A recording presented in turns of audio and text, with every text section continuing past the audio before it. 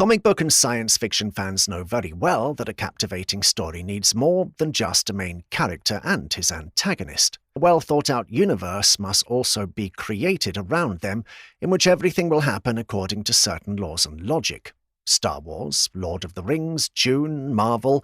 Russia is creating its own universe through propaganda. At its core is the narrative that Russia has never lost a war. This is not true. But in the Russian universe, it doesn't matter. After all, the claim of invincibility does not require truth or facts. It is aimed at emotions. You just have to believe in it wholeheartedly and not ask questions.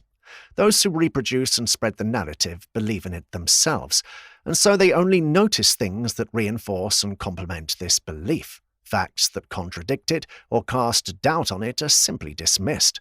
Россия на протяжении всей своей истории никогда ни на кого не нападала. Россия никогда ни на кого не нападала. Мы на Украину не нападали. Мы ничего не начали с точки зрения военных действий, а пытаемся только закончить. Why is this done? So that people both inside and outside Russia believe in this Russian universe, so that it can grow, strengthen, and develop further. The population of the Russian Federation, convinced of the power of their state, will have a reason to be proud and will focus less on routine issues such as poverty and lawlessness. Are fair elections and a high standard of living really that important if the whole world fears and respects you? It isn't supposed to be that people usually fear the strongest. The world, in turn, may no longer respect Russia, but it certainly fears it because it constantly hears about its power, eternity, greatness, and invincibility.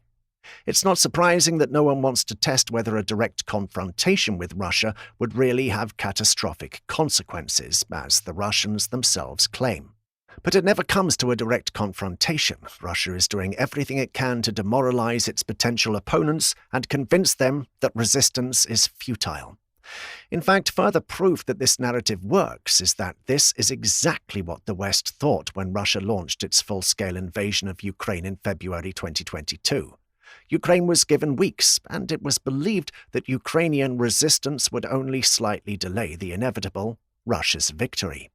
Fortunately, Ukraine didn't have time to think about it and was forced to take immediate action. The subsequent developments have significantly shaken the fantastical universe of Russian invincibility, but they have not yet destroyed it completely.